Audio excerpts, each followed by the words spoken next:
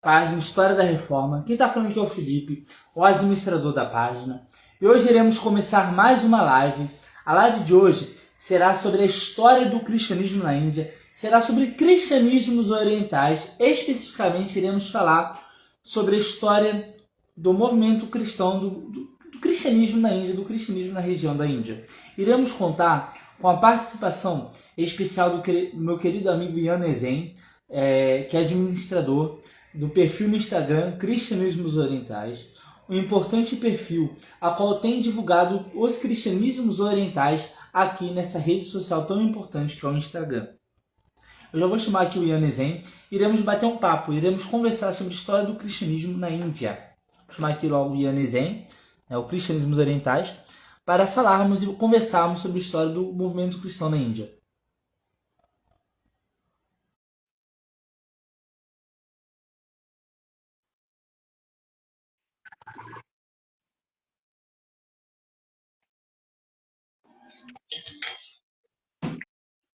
Eu já entrou na live. E aí? E aí, Ian, tudo bom? Tudo bem, graças Tudo? a Deus. E você? Tá calor aqui, né? Tá quase a temperatura da Índia. Não, aqui no Rio, especificamente onde eu moro, de manhã tá quente, agora à noite que foi abaixar um pouco a temperatura e melhorou um pouco. Amanhã já falou que vai melhorar um pouco, mas também tá muito quente aqui, tá fazendo um calor absurdo. Amanhã falou que vai dar uma melhorada, né? Em São Paulo, como tá? Aqui tá quente de dia, de tarde e de noite. A Terra da Garoa está quente, né? Quem diria? E aí, é um prazer ter você aqui. É um grande prazer ter você aqui para fazermos essa live tão especial para mim, né? Sobre a história do cristianismo na Índia, né? A gente fazer um panorama geral sobre o cristianismo na Índia, né? Sobre cristianismos orientais, especificamente falando do cristianismo na Índia. E eu gostaria, Ian, que você se apresentasse, né? Já tem um pessoal aqui do grupo de estudos do Oriente Cristão aqui, né? Que é o Pedro Lucas, né? Já tem um pessoal aí do grupo de estudos do GEOC aí, se apresentando aí, o Pedro. Prazer, Pedro. O William também está na live. Sejam muito bem-vindos, pessoal. Divulguem a live, compartilhem. Sigam o meu perfil, o perfil do Ian também, Cristianismos Orientais, tá bom? Um ótimo perfil que tem propagado, como eu posso dizer aí, a verdadeira história dos cristianismos orientais no Brasil, que é uma história muito pouco divulgada, muito pouco conhecida, e o Ian tem propagado isso com bastante propriedade. Espera aí que a imagem tá travando. Tá bom. Aí. Era? Aí, cortei. Nossa. Tá ruim aqui a internet, mas se estiver me ouvindo, tá ótimo. Tô ouvindo, tá ótimo. Então, eu sou Então, o Ian, Ian, se apresente. sou administrador da página Cristianismos Orientais, sou graduando pela PUC São Paulo, em Teologia, e sou membro do GEOC, né? Que é o nosso grupo de estudos sobre o Oriente Cristão, né? História do Oriente Cristão. Quer falar mais alguma coisa? Falar mais alguma coisa sobre você? Só isso Ah, mesmo. o meu currículo é pouquinho, né? Ainda, Ah, né? Espero aumentar ele nos próximos anos. E, então tá bom. e Então, pode continuar aí. não, já acabei, né? A Já acabou? apresentação. Ah, então tá Já. bom. Aí, ó. Fala que você é meu kit. Pode falar que você é meu kit assim, não tem problema não. Ah, então, como o Pedro Lucas já soltou aí, né? Porque ele também é. Eu sou católico greco-melquita, né? Eu sou um católico não romano, né? De tradição e, e rito oriental bizantino, ou seja, não tem nada a ver com Índia, mas eu exploro todos os temas relacionados ao Oriente Cristão. Então, eu até dei como que eu posso dizer, uma advertência aqui no Felipe, né? O primeiro post que ele fez, ele postou com uma música bizantina que tem nada a ver com a Índia.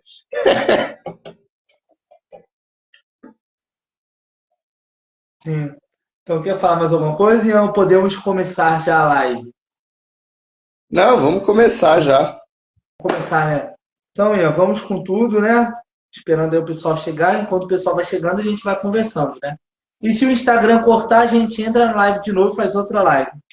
Então, Ian, É, a primeira pergunta é aquela pergunta mais importante, né? Hoje em dia, muitas pessoas têm muitas teorias de como o cristianismo chegou em alguns lugares, né? Muitas pessoas acham que o cristianismo chegou em Roma e de Roma se espalhou para o resto do mundo. Aí veio a Reforma Protestante, aí surgiu aquelas milhões de denominações protestantes e dali acabou. Não existe mais cristianismo desde Roma até a Reforma Protestante. Eu falo isso porque muitos protestantes pensam dessa maneira, que creem que antes da Reforma Protestante não existiam outras igrejas, sem ser a Igreja Católica Romana, sem ser a Igreja de Roma, e que o cristianismo de Roma se espalhou para o mundo. Mas eu queria que você explicasse como o cristianismo chegou na Índia. Em que ano? Quem levou o cristianismo à Índia? Como foi o surgimento do cristianismo na Índia? cara, a gente tem uma série de teorias, uma série de tradições, né, que vão narrar a chegada do cristianismo diretamente com o apóstolo Tomé, né, ali no século I. A gente tem como relato, por exemplo, os Atos de Tomé, que é um apócrifo de origem siríaca, mas escrito em grego ali por volta do século III, que ele narra a ida de Tomé até a Índia pela região norte, ali no que ele teria ido pelo reino Indo-Parta, ali bem no norte da Índia. E a gente tem as tradições, que são tradições folclóricas, orais, dos cristãos lá do sul da Índia, né, que são os cristãos de São Tomé, aonde uma série de canções, músicas, dança conta a ida de Tomé até a região de Kerala, né? Para quem não sabe, Kerala fica no sudoeste indiano, ali bem na costa pro Oceano Índico, né? Bem no sul mesmo ali, e com a costa toda voltada para o Oceano Índico. Então você tem essa tradição. Então você tem duas tradições que ligam Tomé à origem do cristianismo na Índia. Uma no norte, que é mais antiga, né, a chamada tradição de Edessa, e uma no sul, que é essa dos cristãos de São Tomé, ali na região de Kerala. Então, assim, não foi Roma que trouxe. E aí a gente tem outros dois períodos de influxo, de migração mesmo, que aí já a gente não tem certeza da datação, né? É uma variação que vai do século IV até o século IX, que é a missão de Tomás de Caná, né? Ele seria um mercador sírio, persa, de origem judaica, que vai com a sua família até a costa sul da Índia, ali em Kerala, e ali ele como um comerciante, ele negocia com o rei da região, provavelmente da dinastia Chera, e aí ele consegue uma série de, como eu posso dizer, uma série de direitos, né, para a sua comunidade, para a sua fé, que ela seria protegida e ela não seria impedida de celebrar a sua fé cristã ali em Kerala. E aí a gente tem um documento que ele foi perdido, né? E a gente sabe que ele é conhecido porque os portugueses o mencionam, que são as tais das placas de cobre da Martoma de Caná. Esse documento ele teria sido roubado pelos portugueses quando os portugueses chegam ali na Índia no século XVI. Depois ele foi destruído, né, e aí ele se perdeu, mas a gente tem a narração pelas crônicas portuguesas. Então, basicamente é isso, é direito de comércio, direito à fé, né, da comunidade, o estabelecimento da comunidade ali dentro da região de Kerala, com garantias do rei de Chera, de que a comunidade não seria perseguida, não teria impedimentos às ações da comunidade. E ali por volta do século IX você tem também a chegada de outros, mas ali já é um período mais ou menos estabelecido, que seriam os dois bispos persas, Mar Sabur e Mar Prot, que teriam ido cuidar da igreja na Índia, né? A gente tem fontes mais antigas mencionando a comunidade, mas dentro da tradição documental da comunidade mesmo lá na Índia, são esses dois bispos que vêm para cuidar da comunidade. Porque a comunidade da Índia, ela estava historicamente ligada à Igreja do Oriente. O que é a Igreja do Oriente? É o nome de uma igreja específica, né? Não confundam Igreja do Oriente como se eu estivesse falando genericamente igrejas orientais, não. Igreja do Oriente é o nome de uma igreja que é aquela igreja ligada à Pérsia, né, o Império Persa, ou seja, uma igreja que cresceu e se desenvolveu fora do Império Romano. E aí os bispos de Fars, né, uma região mais ou menos ali no centro-leste do Irã, eles cuidavam da comunidade da Índia até mais ou menos o século IX, quando o patriarca da Pérsia, né, Mar Timóteo I, ele eleva a Índia à dignidade metropolitana, ou seja, que a igreja da Índia teria um bispo próprio, sem depender da igreja de Fars.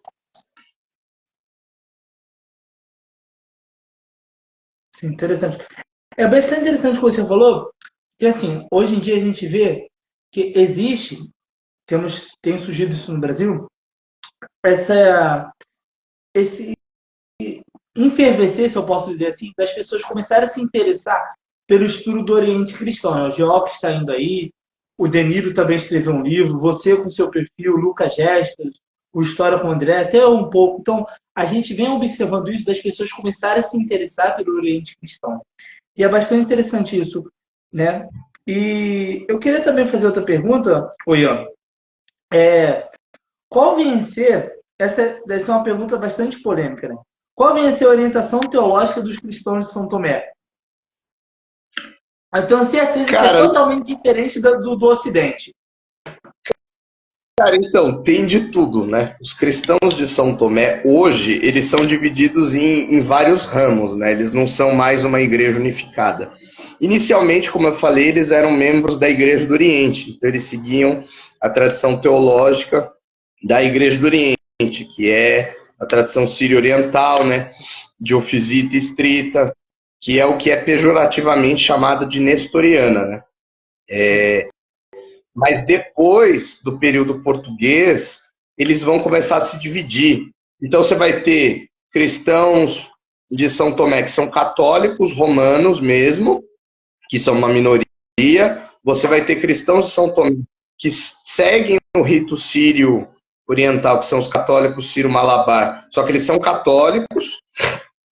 Você vai ter cristão de São Tomé que é sírio-ortodoxo, ou seja, miafisita, não calcedoniano, que segue o rito sírio ocidental, e dentro desses grupos, né, eles são divididos em duas facções, né? Os que seguem o rito sírio oriental são a facção Alaya Cor, né, a velha fidelidade, e você tem aqueles que seguem o rito sírio ocidental, que é a facção Putenkor, que é a nova fidelidade. E dentro da facção Putenkor você tem os ortodoxos. Você tem uma igreja independente, né, que segue a doutrina da igreja sírio-ortodoxa, mas não está em comunhão com ela, com ninguém, uma igreja independente. Você tem uma igreja reformada ali, dentro de Putenkor. Você tem uma parte que é anglicana, tem uma parte que é evangélica, tem uma parte que é pentecostal, então, assim, e tem uma parte que é católica também, né? Que são os católicos Ciro-Malankar. Então, assim, qual que é a orientação teológica? Tem de tudo ali. É como se fosse o Brasil, né? Tem de tudo. Mas é muito interessante isso, sabe por quê? Dentro do cristianismo oriental, você vê diversas tradições e muitas tradições também são diferentes uma das outras, né? São muitas tradições diferentes uma das outras, com seus pontos em comum, claro, mas também com seus pontos diferentes. Isso é bastante interessante. Quer completar mais alguma coisa, Ian?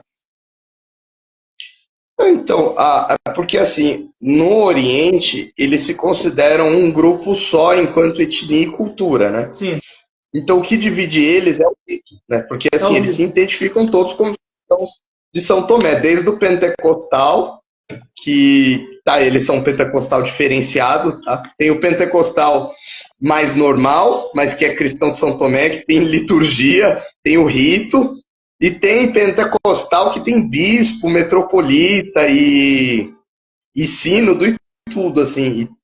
E assim, o que divide eles é o rito, né? É ou o rito sírio oriental ou o rito sírio ocidental. E aí, claro, aí você tem as doutrinas de cada igreja, mas assim, eles são muito parecidos e eles se identificam como um bloco, né? Porque, por exemplo, o cristão que é da igreja Ciro Malankar, ele se identifica mais como irmão do desses outros grupos que são também do rito sírio ocidental do que, por exemplo, um cristão que é ortodoxo, que nem ele, ou então um cristão que é pentecostal, ou mesmo os anglicanos, né?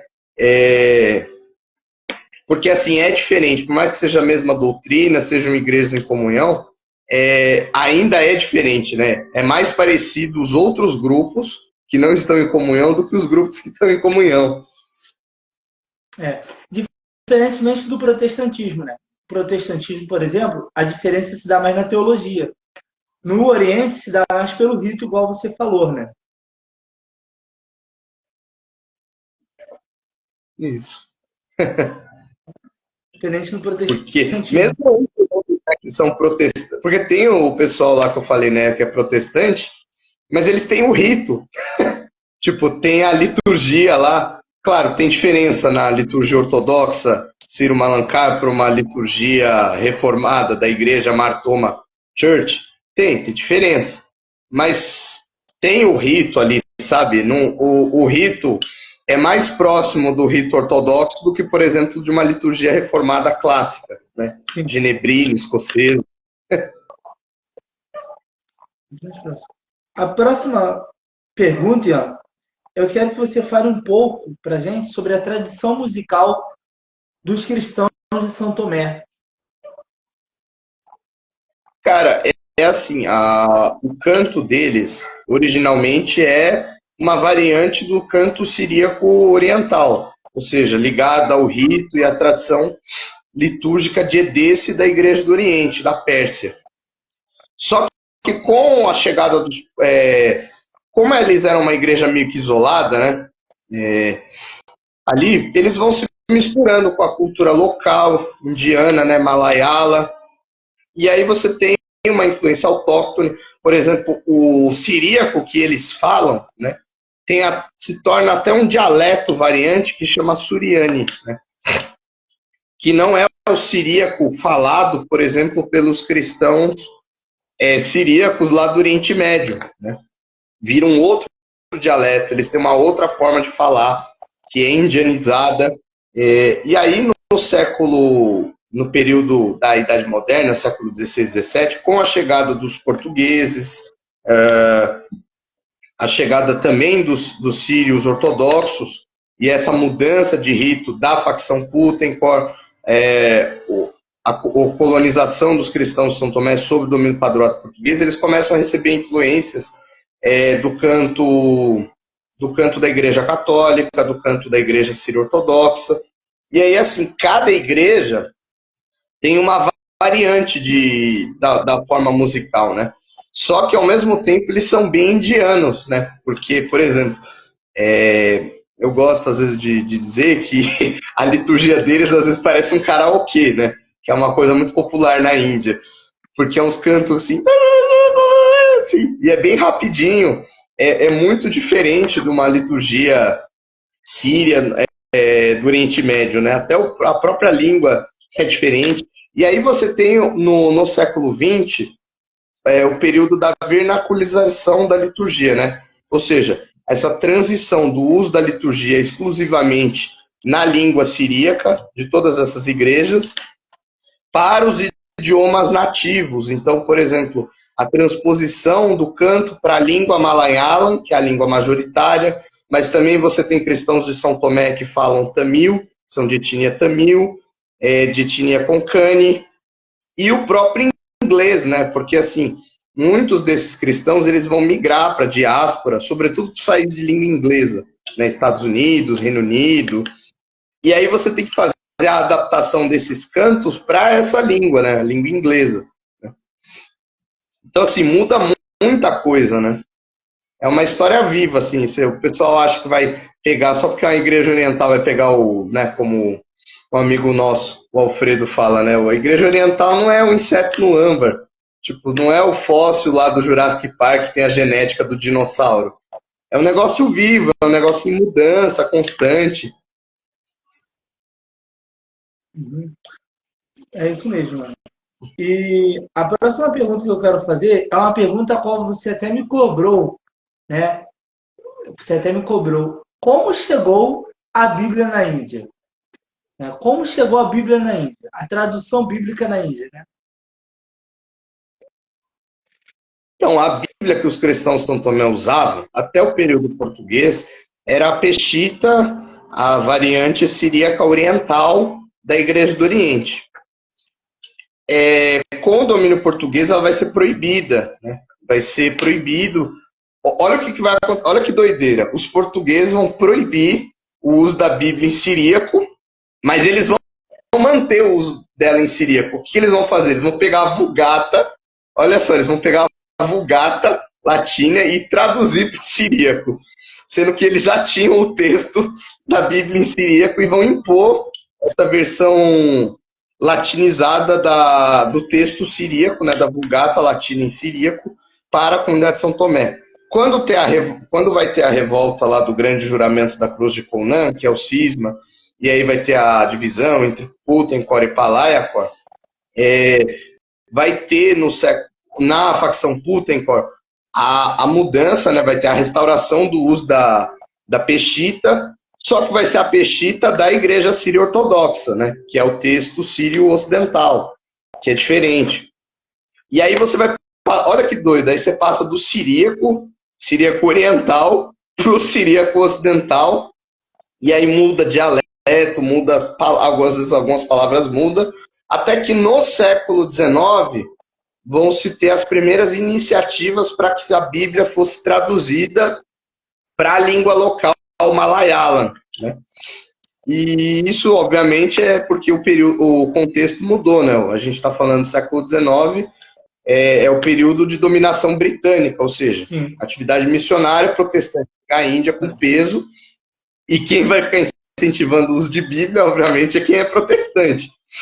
Então, 2 monges sírios, ortodoxos, o Pulikot Yosef Itop, que vai ser futuramente o metropolita Mar Dionísio II, e o colega dele, que é o Kayankulan Philippose Ramban, né?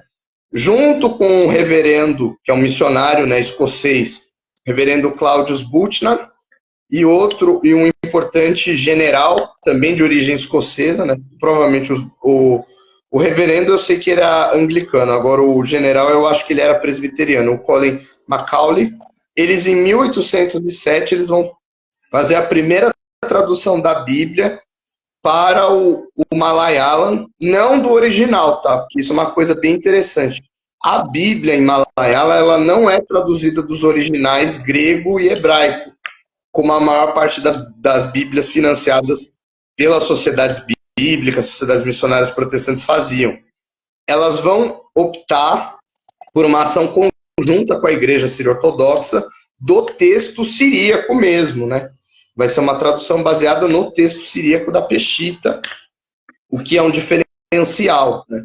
Depois, a Sociedade Bíblica da Índia, em 1811, eles vão publicar uma nova versão da Bíblia em Malayalam, baseada numa tradução, essa sim feita do original, mas é baseada numa tradução tamil da Bíblia, né? E o que é uma coisa que é interessante é que essas traduções da Bíblia, elas são acompanhadas de dicionários dicionários, léxicos e gramáticas da língua Malayalam bilíngue, assim, gramáticas e léxicos Malayalam em inglês, né? Então a Bíblia ela se torna um instrumento, essas traduções da Bíblia para o Malayalam, elas se tornam instrumento de trabalho para a própria língua, para a própria tradução de material do Malayalam para o inglês, né? É uma coisa bem interessante. E aí, em 1841, você vai ter a tradução do Benjamin Bailey para o Malayalam também, né? Porque ele é uma tradução independente que ele vai fazer. Essa ele faz dos originais, né?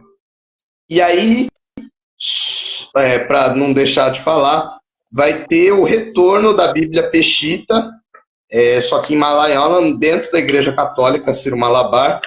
Ela vai ser traduzida em 1997 por dois padres, que é o Andumali Mani Katana e o Matthew Upani Katana.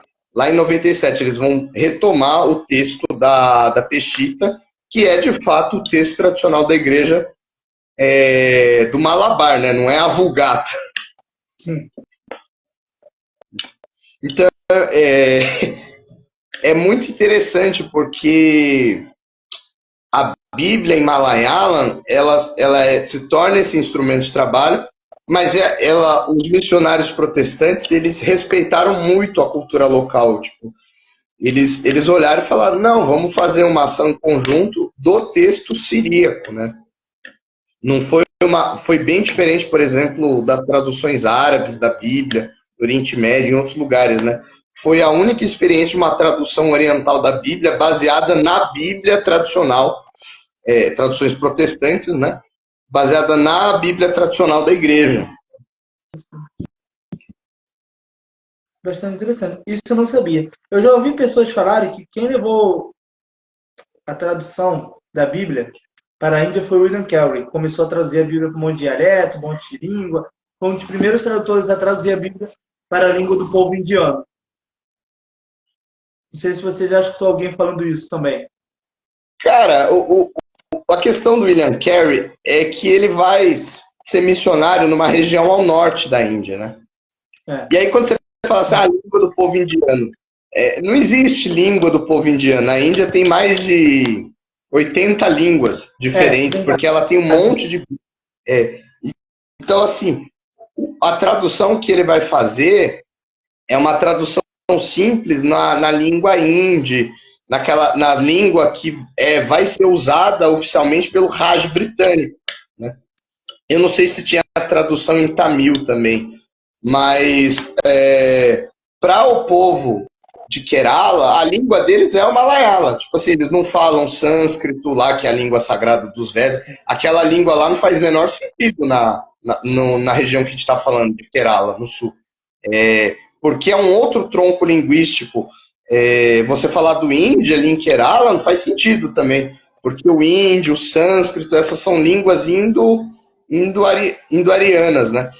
Ou indo-europeias, quer dizer.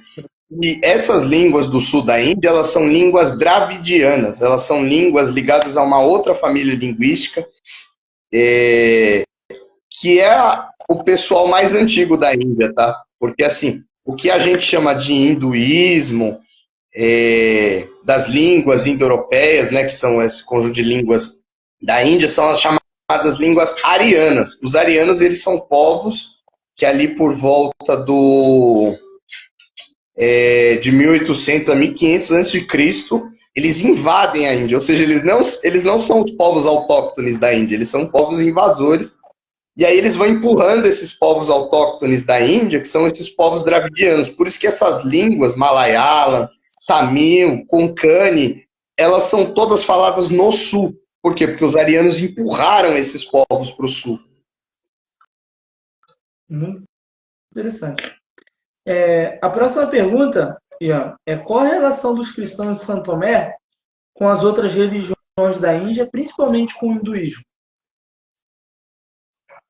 Então, você sabe que hinduísmo é um nome genérico que os britânicos criaram ali no século XVIII para descrever tudo que não fosse budismo e não fosse islamismo e não fosse o próprio cristianismo, né?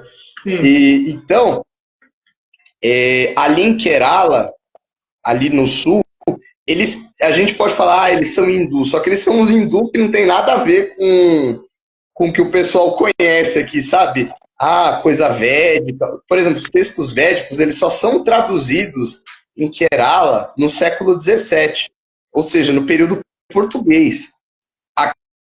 Aquela cultura, ela segue a religião local deles, né? Que tem os deuses locais, é totalmente diferente. Então, os cristãos São Tomé, eles se relacionam muito bem com esses grupos que são próximos a eles, são populações ligadas a eles. Dentro do hinduísmo tem uma coisa chamada Nair, né? Uma coisa que eu não sei explicar muito bem, mas eles são núcleos familiares que são muito fortes ali em Kerala, né? É uma variante, eu acho que é uma variante do culto o culto doméstico, igual aquelas antigas religiões que tinham o culto dos ancestrais em ambiente doméstico. E esses Nair, eles são uma variante doméstica disso, ali em Kerala. E os cristãos de São Tomé, eles têm uma proximidade muito forte com esses grupos Nair, porque ali por volta do século IX, quando eles recebem a classificação como casta, e aqui é importante falar, né? O pessoal conhece casta, quando a gente fala de casta indiana, eles pensam naquelas coisas do hinduísmo védico, né? Kshatriya, Upanishada, Brahmani, essas coisas não fazem sentido para os cristãos de São Tomé. Isso que a gente fala do hinduísmo são as chamadas castas de Varna, né? Isso não tem sentido nenhum. Na Índia existe um outro tipo de casta, que são as chamadas castas de Jati. São castas meio que sociais mesmo. Os cristãos de São Tomé, do século IX até o período português, eles eram uma casta de Jati, né? Eles eram uma casta própria. E aí, eles eram os mediadores, porque dentro da religião hindu keralita, eles não podiam tocar no estrangeiro, né? O estrangeiro é impuro. Então eles não podiam fazer comércio, eles não podiam negociar. O que acontece? Os cristãos de São Tomé, como eles são do povo, né? Eles são Malayalam também, mas eles não têm essa lei da pureza do estrangeiro, eles podem negociar e eles podem mediar as negociações dos hindus. Então existe essa parceria histórica e quem comercializava os produtos da Índia com o estrangeiro eram os cristãos de São Tomé. Não à toa eles se destacaram como ricos comerciantes de pimenta, né? Os portugueses, quando chegam à Índia, eles vão comprar pimenta de quem? Eles vão comprar pimenta dos cristãos de São Tomé, né? E aí essa parceria meio que foi funcionando até ali por volta do final do período do colonial britânico. Depois, com a independência da Índia, há um processo de secularização em Kerala, e aí essas coisas vão rompendo. Mas, assim, eles são muito próximos dessa população hindu de Kerala, né? Deixando bem específico, porque, assim, os outros tipos de hinduísmo em outros lugares da Índia, ou eles não têm contato mesmo, ou eles eram meio que perseguidos, né? Tem uma questão de uma perseguição, mas não uma perseguição no sentido de violência estrita, né? Chegar e matar ou destruir igreja. Não isso, mas porque não tinha igreja fora de Kerala, né? Mas no sentido de, por exemplo, eles são impuros, eles são dravidianos, tem uma questão de preconceito étnico com outras regiões da Índia, porque eles são dravidianos, né? Os cristãos de São Tomé. Então eles são o povo que dentro do hinduísmo fora de Kerala, eles são o povo dos Dalits, né? Eles são o povo sem casta, né? Eles não fazem parte das castas de Varna. Então tem essa relação bem complexa, né? Sim. Bastante complexo mesmo. É para a gente observar que o cristianismo não se resume só a um cubo protestante ou a um cubo católico, mas o cristianismo é muito mais amplo e se relaciona muito mais com a cultura do que as pessoas pensam. A próxima pergunta, Ian, é qual é a relação dos cristãos de São Tomé com as demais igrejas orientais? Então, eles eram ligados à Igreja do Oriente, né, inicialmente. Aí você tem uma parte que volta a se ligar com a Igreja do Oriente. Você tem uma parte que é ligada à Igreja Sírio-Ortodoxa. E aí, assim, dentro da comunhão ortodoxa oriental, né, miafisita, anticalcedoniana, eles estão inclusos, mas mais ou menos, né? Porque na Índia tem uma treta entre a Igreja Sírio-Ortodoxa lá, que é a facção Bava, que ela é controlada diretamente pelo patriarcado sírio-ortodoxo, e aí a igreja sírio-ortodoxa só reconhece essa igreja como a verdadeira, e aí tem a igreja autocéfala, né, a igreja ortodoxa Sírio-Malankar, que eles têm um metropolita próprio, lá que é autocéfalo, e aí as outras igrejas em comunhão reconhecem essa igreja. É uma situação bem doida, né? Mas, assim, no diálogo ecumênico, eles têm um diálogo com o catolicismo, com a igreja anglicana, com as outras a igreja russa, né, tem uma presença forte na Índia por causa de interesses políticos do Estado russo, né? A igreja russa trata o ecumenismo como se fosse uma diplomacia eclesiástica mesmo, então, assim, tem uma proximidade também. Tinha gente achando que a igreja ortodoxa Sírio-Malankar ia entrar em comunhão com o patriarcado de Moscou no início desse ano, por causa da relação próxima, né? Mas óbvio que isso não ia acontecer. Então é isso, né? Basicamente. E próxima pergunta: quem são assim os principais teólogos da história da Igreja de São Tomé? Se você pudesse, claro que existem muitos, mas se você pudesse enumerar três, só três, quem seriam esses e por quais motivos eles, na sua opinião, seriam os maiores teólogos da Igreja de São Tomé? Cara, a igreja da Índia, num período muito extenso, não produziu teologia, tá? Isso é uma. Tipo assim, se você procurasse, aqui são os teólogos. Eram os teólogos, a doutrina que eles bebiam era da Igreja do Oriente, né? Então eram os grandes doutores da Igreja do Oriente. Mas no período contemporâneo você tem sim figuras destacadas, né? Eu destaco o trio, aqui é um trio mesmo, né? Que eles são chamados os pais da Igreja Católica Sírio-Malabar contemporânea, né? Que é Mar Classic Malpan, o Mar Guru Yohand e o Mar Tele Mani Malpan, né? Malpan é a palavra em siríaco para doutor, né? Eles são os três doutores da Igreja Católica Sírio-Malabar. Eu destaco também, que é quem eu usei no meu TCC, o metropolita da Igreja Sírio-Caldeia, né, que é a igreja ligada à Igreja Sírio do Oriente, que é o Mar Afrem Mukim. Ele escreveu muito, sobretudo em inglês, ou seja, ele popularizou muita coisa da tradição dele, né, enquanto cristão de ofisita, da tradição sírio-oriental. E aí você tem dois da igreja ligada a Putenkor, né, que são do rito sírio-ortodoxo, que é o Kurian Kanian Parambil, né, ele é dessa importante família, a família Parambil era um clã muito importante dentro dos cristãos de São Tomé. Ele foi um dos tradutores modernos da Bíblia sírio-ortodoxa, na Depeshita, para o Malayalam.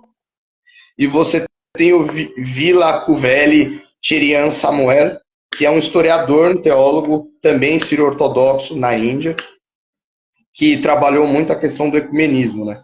O trio que eu mencionei no começo, né, o Mar Placid Podipara, o Mar Guru Yohand e o Mar Tele Mani Malpan, eles são importantes para a Igreja Católica Sírio-Malabar porque eles estão por trás da restauração das tradições cristãs sírio-orientais na Índia, né, porque os portugueses fizeram uma coisa desastrosa, né, quando eles exigiram a comunhão dos cristãos de São Tomé com a Igreja Católica Romana, eles basicamente destruíram a identidade oriental deles, e aí na década de 30, a própria Igreja Católica Romana reconheceu o estrago que foi feito na Índia, né, a destruição total da cultura e da tradição sírio-oriental lá na Índia, e aí pediram para restaurar. Então esses três, eles eram três teólogos que estudaram fora, né, estudaram em Roma, e eles lutaram pela restauração da igreja Católica Sírio-Malabar as suas raízes siríacas, né?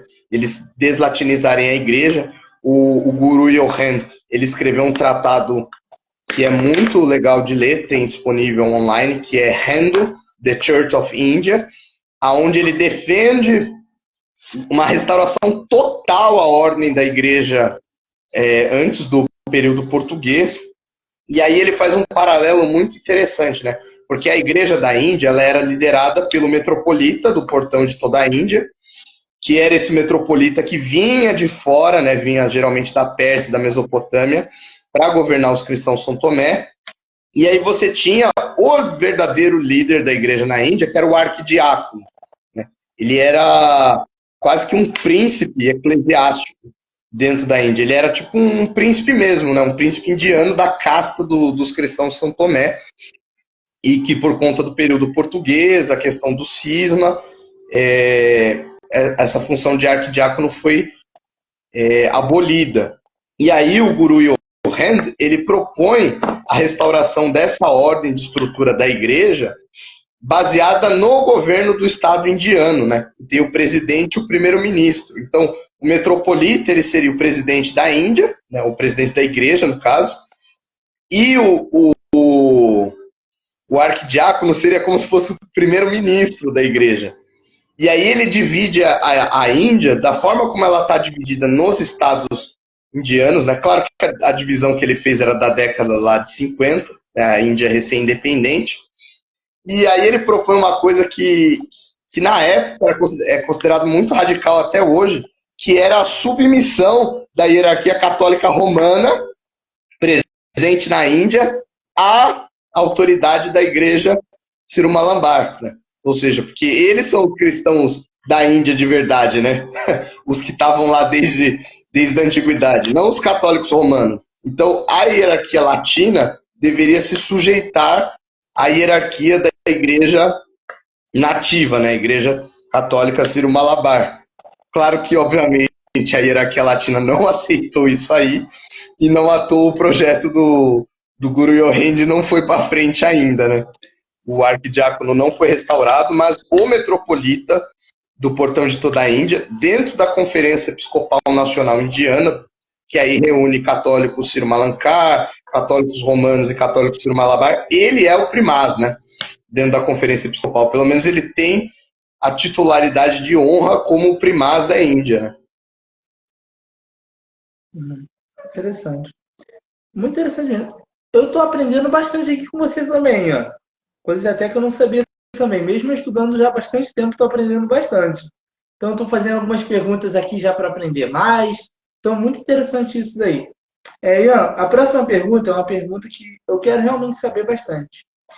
Qual é a relação dos cristãos de São Tomé com os protestantes? Então, o protestantismo ele vai chegar na Índia no século XVII com os holandeses, né? E ele vai chegar num momento, e assim, mas não em sentido de missão, porque os holandeses eles são famosos por não fazer missão, né? O que acontece? Você vai ter o domínio português na Índia, ali, sobretudo o grande Império Português de Goa, né? Estava no apogeu, e aí os cristãos São Tomé eles são submetidos à hierarquia católica romana. Os portugueses fazem de tudo para bloquear a chegada de bispos orientais para os indianos. Porque assim, você quer ter padre? Então você vai ter que ter só... Para você ter padre, você precisa de um bispo. No caso, era só para ter bispo latino, né, da Igreja Católica Romana na Índia, ligado ao padroado português. O que acontece? Os holandeses, eles começam a entrar em guerra com os portugueses ali no século XVII. Eles dão uma surra nos portugueses ali em Cote, em 1600 e pouco, e eles trazem 3 granadas para os portugueses. Essas 3 granadas são os bispos sírios ortodoxos. Quem trouxe os bispos sírios ortodoxos para a Índia foram os holandeses, né, os calvinistas. Eles trazem esses bispos sírios ortodoxos, e aí uma relação muito fraterna se torna, né? Porque os calvinistas não enchem o saco de ficar pregando aqui pra gente, igual os católicos romanos, eles ajudam a gente a combater os portugueses, e também os holandeses vão trazer Mar Gabriel, que era um bispo assírio, para a costa do Malabar. Os holandeses fazem esse transporte, porque o que aconteceu? Antes, no período inicial português, quando Portugal estava no auge, Portugal bloqueia o Estreito de Hormuz ali, que é a região que desemboca ali do sul do Kuwait, do Irã, para desembocar no Oceano Índico. Os portugueses vão bloquear o Estreito de Hormuz e eles vão proibir que qualquer bispo oriental chegasse do Oriente Médio até a Índia. Então, por exemplo, se você estivesse levando um bispo sírio oriental num navio, os portugueses prendiam esse navio, prendiam o bispo e matavam ele. Com os holandeses chegando, os holandeses eles vêm armados até os dentes e assim, não é o navio português que aguentasse a bombarda holandesa. Então essa é a primeira experiência. Então já é uma experiência, esse pessoal protestante aí, eles não vão com a cara dos portugueses, eles são mais legais, né? Mas a grande interação mesmo vai surgir no período britânico, né? Ali no final do século XVIII, vai surgir um importante rei ali no sul da Índia, que era muçulmano, que é o sultão, e ele vai ameaçar os reis de Cochin e Travancore, que eram reis hindus, e esses reis eles vão se unir à Companhia Britânica das Índias Orientais, e é assim que os britânicos vão entrar ali no Malabar, né? E aí, rapidamente, a CMS, né, a Church Missionary Society, vai mandar os seus missionários para a Índia e é como eu falei, né, que teve o esforço de tradução da Bíblia, a Church Missionary Society vai fundar o colégio sírio para eles ali em Kerala, né. Só que assim, essa relação depois ela vai ficando meio conturbada. Desculpa. Ela vai ficando meio conturbada, por quê? Porque os missionários começam a querer converter o pessoal de São Tomé, sobretudo da facção Putankor, para virar protestante, né? É daí que surgem essas igrejas protestantes de São Tomé. E aí começa um atrito, né, inicial. Você vai ter, por exemplo, Mateus Mar Atanásio Martoma XIII, que era um defensor da facção reformista, né? Que era ligada à CMS, e aí ele vai ter uma oposição do Policotil Iosef Mar Dionísio II, que vai ser o futuro Mar Dionísio V, que era dessa facção mais ortodoxa ligada aos sírios, e aí o que vai acontecer? O patriarcado sírio ortodoxo vai intervir diretamente, o patriarca sírio ortodoxo vai até a Inglaterra encarar a rainha Vitória e o arcebispo da Cantuária para exigir deles que eles parem de ficar tentando converter os cristãos sírio-malankar, né? E aí a rainha Vitória e o arcebispo da Cantuária, o arcebispo Archibald, vão dar garantias ao patriarcado sírio-ortodoxo e ao metropolita Mar Dionísio V, informando o governador britânico da região de Travancore, para que os missionários anglicanos parassem de ficar tentando converter os cristãos de São Tomé. Aí, assim, a aderência ao protestantismo seria, ao invés de você pregar, seria tipo assim, se a pessoa quiser sair da igreja, beleza, ela vai sair, mas não vai ter perseguição a ela, né? Porque tinha uma pressão também interna da própria igreja para que o movimento protestante não seguisse. Aí o Mar Atanásio ele vai ser excomungado e os seus seguidores vão fundar a Martoma Church, né, que vai ser essa igreja reformada. Tem uma facção que vai se ligar à igreja anglicana, e aí eles vão ser parte da comunhão anglicana, e vai ter essa que é a Martoma Church, que é uma igreja reformada, e aí eles vão, dentro da Martoma Church, vai ter uma disputa por conta da liturgia, né? Porque assim, a liturgia que eles celebravam era a liturgia da igreja sírio-ortodoxa. Só que a liturgia da igreja sírio-ortodoxa tem coisas que não casam com a doutrina reformada. Por exemplo, ficar invocando Maria toda hora, ou então fazer a invocação dos santos. E aí vai ter um embate, né? Vai ter um Malpan, que é o Abraham Malpan, ele vai fazer a reforma da liturgia para um culto reformado, né? Ainda vai ser essencialmente a mesma liturgia da igreja sírio-ortodoxa, só que com a doutrina reformada. Então, por exemplo, invocação de Maria ele tira, menção a santo ele tira, mas basicamente é o mesmo rito, né? É uma coisa bem interessante. E aí depois dessas igrejas protestantes vão surgir outras, né? Vai surgir a igreja pentecostal, a igreja evangélica de Martoma. Assim, depois do período da independência da Índia, essas disputas das comunidades, elas param um pouco, né? E aí eles começam a se enxergar mais como irmãos mesmo. Então, assim, ó, atualmente é uma relação muito, muito boa entre eles, né? Uma coisa que eu vou contar aqui que é bem engraçada, né? Na Índia, todas as escolas, com exceção das igrejas católicas, né? A Igreja Católica Sri-Malabar é a única exceção. Todas essas igrejas de São Tomé na Índia, por exemplo, tem escola dominical. Todas têm. Desde a igreja ortodoxa até a igreja pentecostal, né? Que é as igrejas protestantes. E até a igreja católica Ciro Malankar tem, né? Tem escola dominical, que obviamente é uma influência do protestantismo britânico. Sim. Pô, muito interessante isso. A próxima pergunta, Ian, uma pergunta até bastante interessante. Não sei se você acompanha também a página do Portas Abertas, né? E ali, às vezes, no Portas Abertas, né, mostra algumas perseguições aos cristãos da Índia, que alguns estados indianos onde a maioria é cristão sofre perseguição, estão sofrendo pressão, perseguição, até morte, igrejas sendo depredadas, cristãos sendo mortos e perseguidos. Você que estuda bastante há anos já a questão dos cristianismos orientais, quero que você fale um pouco aqui, já está nas últimas perguntas já, essa é a penúltima pergunta.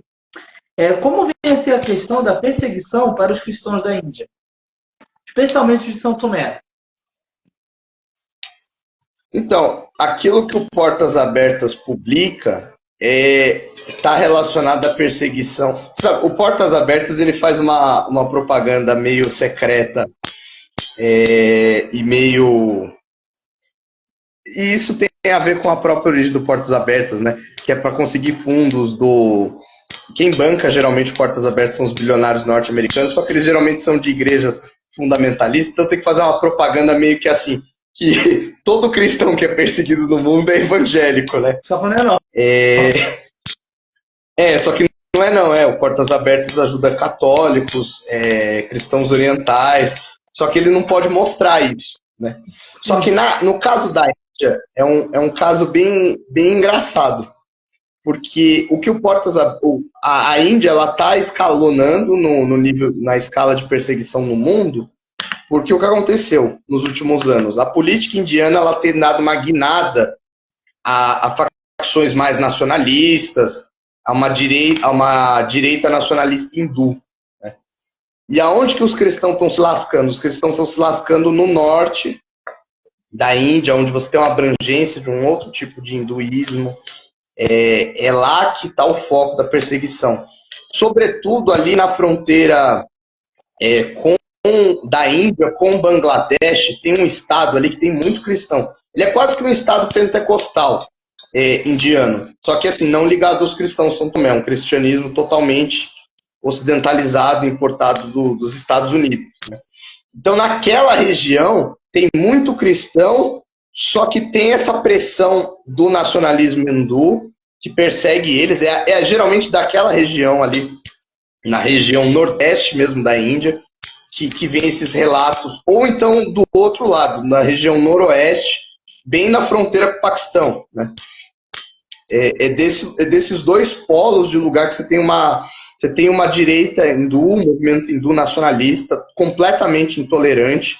Ele já tem o atrito deles com os muçulmanos, e os muçulmanos têm o atrito deles com os hindus, e aí no meio do caminho tem os cristãos, e aí quem paga o pato são os cristãos, né?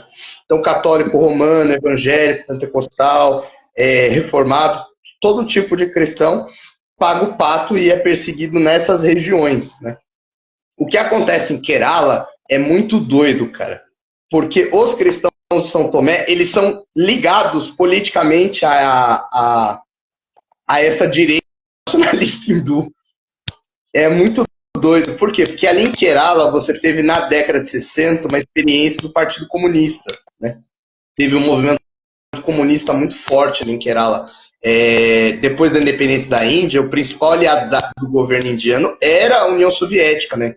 Então, assim, a Índia tinha uma posição muito ligada ao comunismo, à secularização, tal. E aí esses cristãos, de São Tomé, como eles são muito tradicionais, eles se alinharam às linhas tradicionais hindu.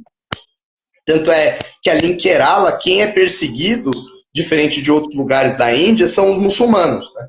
Ali quem roda são os muçulmanos. Inclusive, eu tenho um amigo meu que é católico de Malabar, é o Joseph, e assim, eles acreditam em umas coisas muito doidas, cara.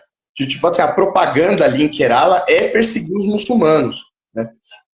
Porque eles acreditam que existe uma conspiração muçulmana para destruir a nacionalidade indiana, né?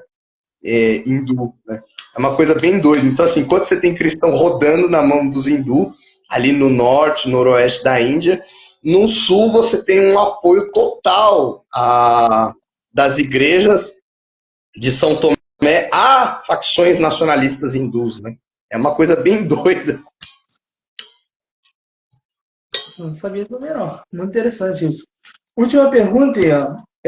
A pergunta agora das indicações de bibliografia. Se você puder indicar quais seriam as principais obras, seja nacionais, internacionais ou até artigos acadêmicos, para entender o cristianismo na Índia? Então, atualmente, um dos maiores pesquisadores sobre os cristãos de São Tomé é o Stefan Pertzel.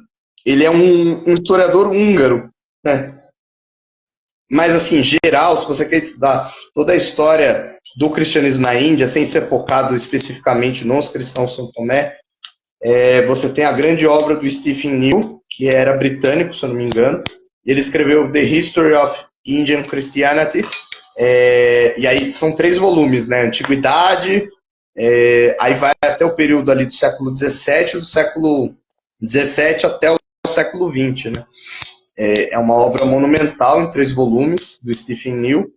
E para citar um historiador local, tem a obra em inglês também, ele é um cristão de São Tomé, o historiador é o George Menancheri. Ele escreveu The History of the St. Thomas Christians, né? É bom. Infelizmente, assim, em português, eu só conheço o artigo de um amigo meu, também é membro do GEOC, que é o Alan Araújo, que ele escreveu sobre os cristãos de São Tomé, baseado numa crônica, qual foi a perspectiva deles em relação à chegada dos portugueses, né?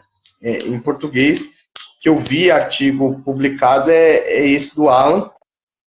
Tem alguma coisa ou outra sobre domínio português, mas aí são artigos de Portugal, né? A questão do cristianismo de São Tomé interessa muito o pessoal de Portugal, porque obviamente faz parte da história de Portugal, né? Eu mencionei os portugueses muitas vezes. Aqui, ó, o Pedro falou que tem aquela tese do doutorado de Juiz de Fora.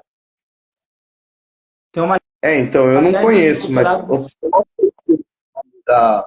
do autor.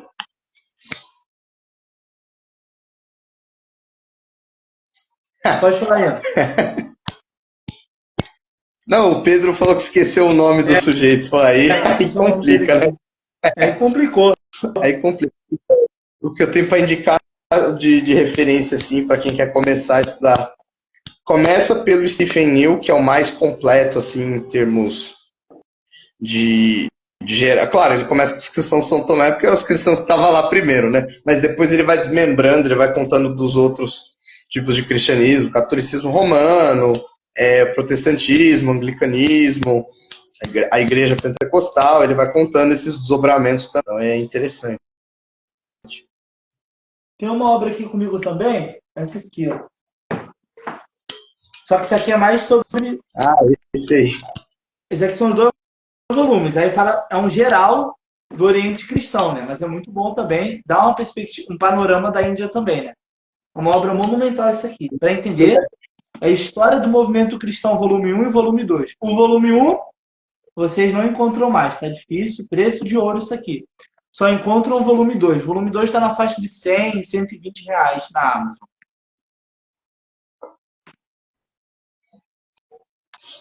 Aí, Esses dois livros são os melhores sobre história do cristianismo em língua portuguesa, né? Como geralzão, né? Que é Oriente e Ocidente, de uma perspectiva global, não denominacional, então vale muito a pena. Pedro colocou aqui o nome do pesquisador, o Juliano Martins Juliano Massi, né? Martins Massi. Juliano Martins Massi. Então, é isso, né, que temos em português, né, Ian? Então, assim, ó, foi uma honra.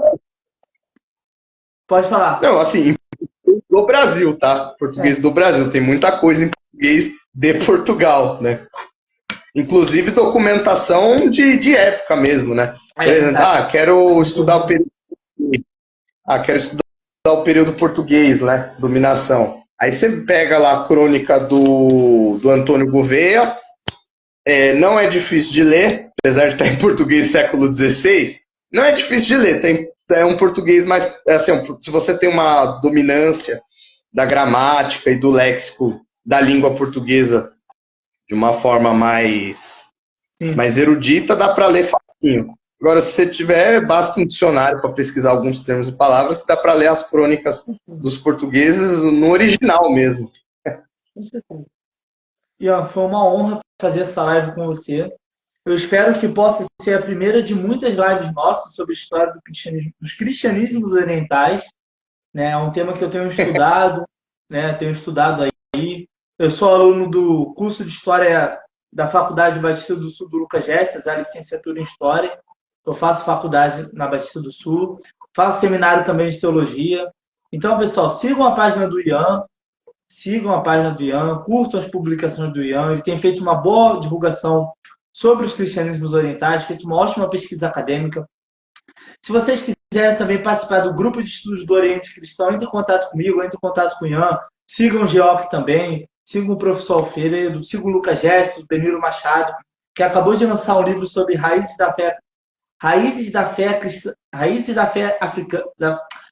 do cristianismo na África, se não me engano é assim, que travou um pouco.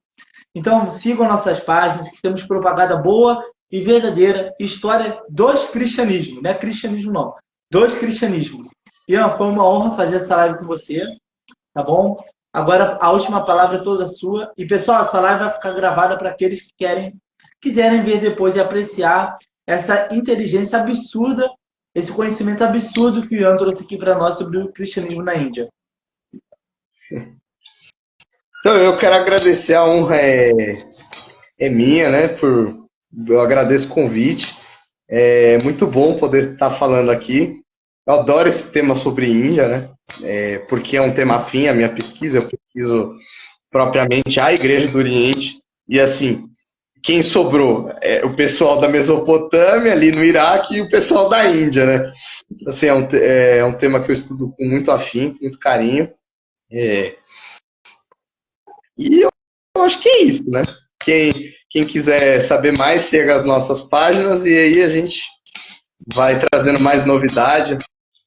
Com certeza não vai ser a primeira live, não vai ser a última, vai ter muitas outras. Então é isso.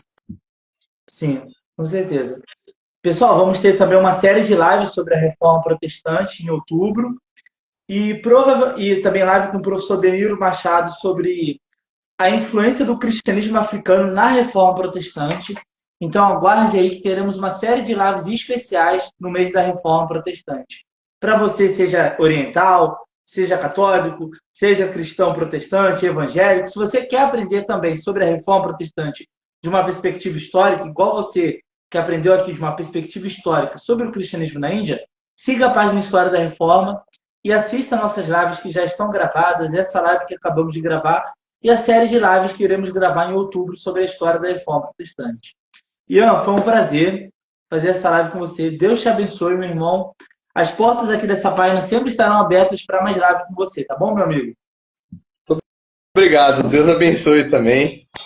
E boa noite. Né? Boa noite. Vou desligar aqui.